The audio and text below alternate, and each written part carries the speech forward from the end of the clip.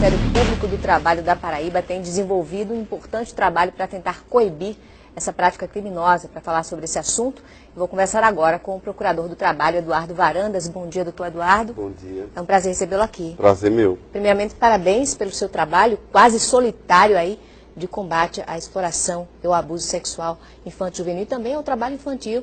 Um bom trabalho desenvolvido pelo senhor. Muito obrigado.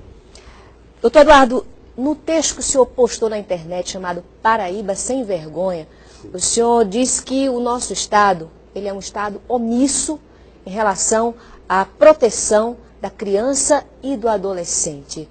Quem deve ser culpado por essa omissão? Eu acho que a culpa é genérica e epidêmica. Eu acho que, na verdade, nós temos um poder executivo omisso, um poder judiciário também omisso, um Ministério Público também omisso, e uma sociedade igualmente omissa, por isso que faz jus a esses poderes. Somos todos coniventes? Somos todos. A criança, ela se prostitui na pracinha do interior, em frente à delegacia, em frente à igreja, em frente à prefeitura, em frente ao Ministério Público, em frente ao juiz, e ninguém toma nenhuma providência. Então, assim, a minha intenção, na verdade, não é culpar esta ou aquela autoridade, ou este ou aquele órgão. É mostrar que a Paraíba está na situação que está, exatamente porque não há um programa efetivo de erradicação da prostituição infantil. Agora, dizem que a exploração sexual, ela só não é punida porque ela envolve, de um lado, como vítima, crianças e adolescentes pobres, e de outro lado, como criminosos, a gente pode até falar essa palavra como criminosos, pessoas abastadas. Isso tem alguma verdade nisso? Tem uma verdade. Na verdade, a rede de prostituição organizada, de exploração sexual de crianças e adolescentes organizada, tem como clientes, ou seja, criminosos, como você bem falou, inclusive autoridades públicas, não é? Parlamentares e outras autoridades. Agora, é preciso também dizer que não se resume a isso. No interior do Estado, a exploração sexual ocorre com pessoas não tão abastadas e também permanece impune. Porque é da cultura do Nordeste brasileiro que a criança pobre que é explorada sexualmente é a prostituta e a vilã da história. Não existe nenhuma proteção sequer cultural ou social a essas crianças vitimizadas. E isso agrava o problema. Pois é, como o senhor bem falou, às vezes a exploração sexual ela nasce no próprio lar da criança. Às vezes a criança ela é empurrada para a prostituição pelo pai, pela mãe, às vezes ela é abusada por um tio, abusada por um pai. E aí, como é que a gente identifica e como é que a gente combate um inimigo tão íntimo como um pai ou uma mãe? Olha, nós temos que primeiro fortalecer o sistema público de proteção da criança e do adolescente. A começar pelos conselhos tutelares, pelas curadorias da infância e da juventude, pelas delegacias de polícia especializadas na proteção da criança e do adolescente e por um compromisso do poder público com esse tipo de problema. Porque se não houver um compromisso, se não se assumir uma obrigação efetiva perante a sociedade, não vai adiantar. Por outro lado, existe um outro problema que não é jurídico, é social. Se chama pobreza, miséria. A educação pública está sucateada, as crianças não estão na escola, não existe prioridade governamental no que se refere ao ensino público. Então, o que é que acontece? Juntando todos esses problemas, muitas vezes as famílias estimulam as crianças a serem exploradas sexualmente, exatamente porque não tem comida em casa para comer. O Ministério Público tem um papel fundamental nesse combate.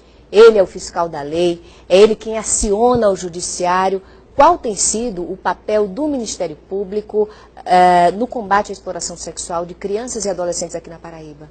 Eu falei da omissão do poder público e, inclusive, abrangia o Ministério Público. Agora, é claro que dentro do Ministério Público existem verdadeiros missionários em favor da criança e do adolescente. São autoridades que fazem a diferença. Nós temos parcerias com o Ministério Público Estadual, pessoas comprometidas de fato com essa situação e em combater esse crime. Agora, eu penso que ainda é muito pouco. É preciso que haja um sistema completo, envolvendo não apenas o Ministério Público, porque a sociedade precisa entender que o Ministério Público não é um antídoto para todos os problemas da sociedade. Nós temos o poder público estratificado em várias esferas. E essas outras esferas precisam, de fato, agir. Que não adianta o Ministério Público apontar, o Ministério Público acionar o Judiciário, se o Judiciário não responder com a punição. Se o Judiciário não responder com a punição, se o Poder Executivo não responder com programas sociais que devolvam a dignidade à criança pobre, se o Poder Legislativo não editar leis que protejam com maior eficácia a criança e o adolescente, então é um conjunto de fatores, e esses fatores estão descoordenados e completamente descompromissados. Criança pobre no Brasil é sinônimo de objeto, é carne vendida em açougue, lamentavelmente. Doutor Eduardo, como fazer esses órgãos públicos, principalmente, acordarem para esse problema? Olha, a eleição está Porque aí, sentir né? na pele, dificilmente eles vão sentir. Os filhos dos Não, juízes, os dos filhos magistrados, estão no shopping centers. dos promotores, dos procuradores, não vão estar se prostituindo em troca de Certamente, dinheiro. certamente. Não em troca de dinheiro. Então, como fazê-los acordar, se eles não vão sentir na própria pele? Eu acho que a culpa é da sociedade. As eleições estão aí. Dois poderes da República do Brasil, os membros são eleitos, se conhece muito bem esses membros. Então eu acho que a resposta deve ser dada na urna, porque, como diz a Constituição, o poder emana do povo. Se o povo é omisso, adultocêntrico e hipócrita, vai ter um poder omisso, adultocêntrico e hipócrita. Não adianta. Bom, só há crianças prostituídas, só há crianças e adolescentes vendendo os seus corpos, como ali que a gente viu na reportagem, na orla aqui de Manaíra, aos nossos olhos, para quem quiser ver, a qualquer hora do dia ou da noite, a gente vê os carros parando, as meninas entrando e combinando o preço do seu corpo, né? Então só há essa criança, esse adolescente prostituído, porque de outro lado há adultos suficientemente pervertidos para comprar esse serviço. Então, se a gente sabe quem compra, se está ali, aos olhos da polícia, pessoa negociando com um menor de idade, o sexo com o menor de idade, por que essas pessoas não estão atrás das grades? Por que a gente não ouve falar de adultos presos por tentar comprar sexo com a criança? Bom, é preciso dizer que existe um problema também jurídico do processo, né? Na verdade, o Ministério Público tem denunciado essas pessoas. Nós conseguimos a primeira condenação do Brasil dentro da Justiça do Trabalho para exploradores sexuais de crianças e adolescentes. Apesar da situação negra e calamitosa, eu vejo uma luz no fim do túnel. Agora, nós precisamos contar com a cobrança da sociedade, com você que está nos assistindo. Nós precisamos, a Constituição diz que a proteção da criança é da sociedade, do Estado e da família.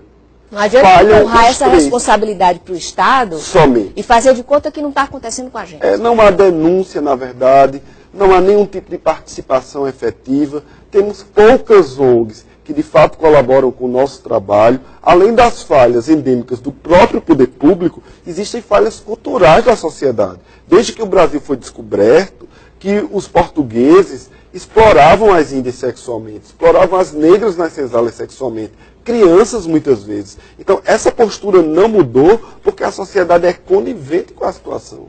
Então, quer dizer que a criança, a pessoa que vê, que sabe que uma criança está sendo explorada, a obrigação dessa pessoa é denunciar. Sem dúvida. Se ela não denuncia, se ela diz isso não é comigo, ela também está participando do problema. Está participando, está colaborando, está no mínimo sendo conivente com a situação caótica. Doutor Eduardo, o turismo aqui no estado da Paraíba vive um momento de prosperidade. Agora, o turismo também traz um efeito colateral bastante danoso, que é o turismo sexual. Que ações a gente pode implementar para evitar que a Paraíba se solidifique na rota do turismo sexual? Porque a gente sabe que existe. A gente sabe que existe turismo sexual na Paraíba, mas para que o nosso estado não seja visto lá fora como um ponto de turismo sexual, o que a gente pode fazer? Olha, sem comprometer o desenvolvimento do turismo? No âmbito do Ministério Público do Trabalho, nós entramos em contrato com a Infraero. Todos os aeroportos do Nordeste serão sinalizados.